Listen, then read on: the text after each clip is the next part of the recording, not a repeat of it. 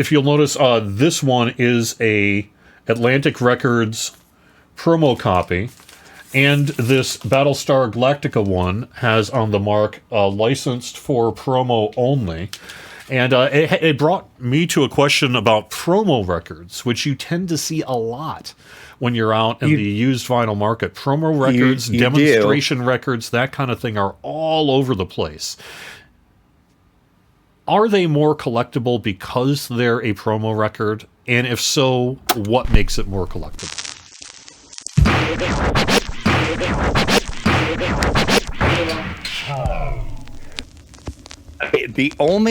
My thought on it is, like the gold stamp ones, I'm going to say no. I don't think they're more collectible. It's just that happens to be like one that a radio station got, or usually they're being this, like where you just see a little label on it. That's like no.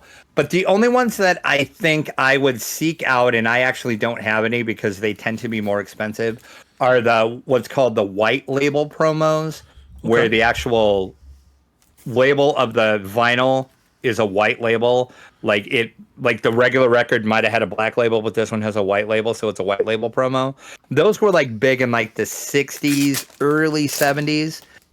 And now those I say are more collectible because those tended to be like the very first presses of the record. So those are going to sound better. Because those are going to be, they had the mother, those were like one of the first, say, 100 albums that were pressed. I want to say you'll also see this isn't promotional, this is demonstration. So you'll get the two sometimes, and the main difference is a promo was part of basically it didn't count as a sale generally. Yeah. And it was sent out to radio stations, retail establishments, but the main thing is also retail. This was demonstration, so presumably at the time there would be an audio store with nice speakers and things, and they wanted something like a Tangerine Dream that they could play over the speakers to really show off the audio quality of it.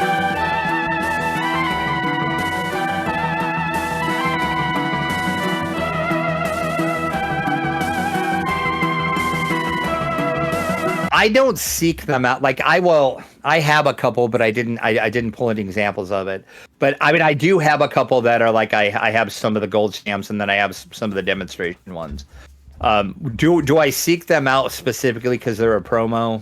No, because like I said, I don't think they're worth any more money. There's nothing special about them other than it's got that promo "do not sell" on it, which, then you're like, ooh, I just bought something I wasn't supposed to buy. Yeah. It's like, because technically those were supposed to be returned to the record company, but that never happened. I wanted to show off two examples of probably my best, and this might be a case where I would pay a premium. Not a huge premium, but a premium. Now, both of these I got super lucky on. But like this one is DAD, No Fuel Left for the Pilgrims.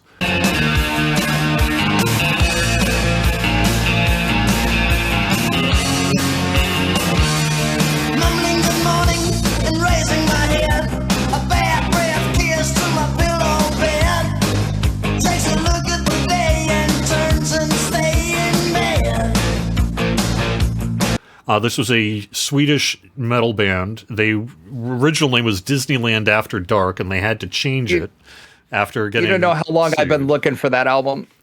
This is not just a promo, but this is the part that I went, oh my God, and purchased it right away.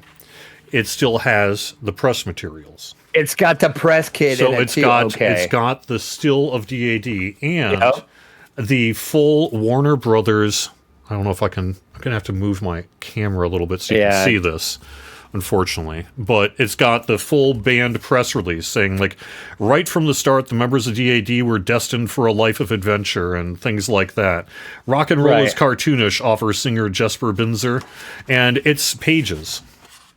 It's basically a full article. That is amazing that you found that. Yeah. And it's in there. And I just picked up the record because I happen to like Sleeping the Day Away.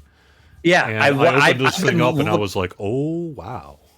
So I've been looking for that forever. I have never seen that anywhere. I've been trying to find that. Yep.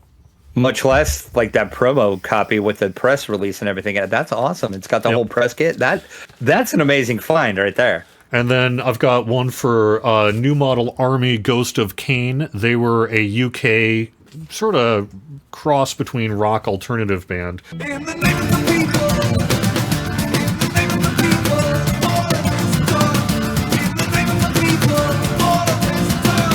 And this one's a little less fancy, but it has the full promo kit.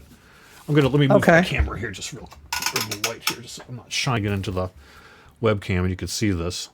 There you go. Yeah. Controversy has a way of attaching itself to New Model Army, and it's basically a full article that your Rolling Stones or whatever might use for it, and it's got all the contact information and things like that. It's got the Capitol Records label on it too. But I've lucked out and found two with the press releases, and I think that those probably are more valuable as a result. Oh yeah, now something like that, definitely, I would definitely say yes, that would be worth more, just because of that extra press kits. Yeah, that would be something I would pay extra for, especially if it was a band like I really liked too.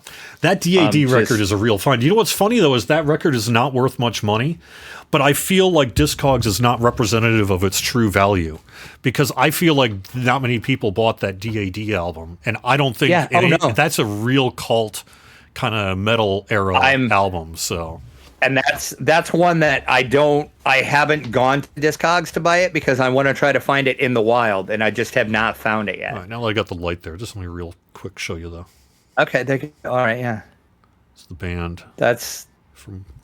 And then that's amazing, yeah. Warner Brothers label, just right. Yeah.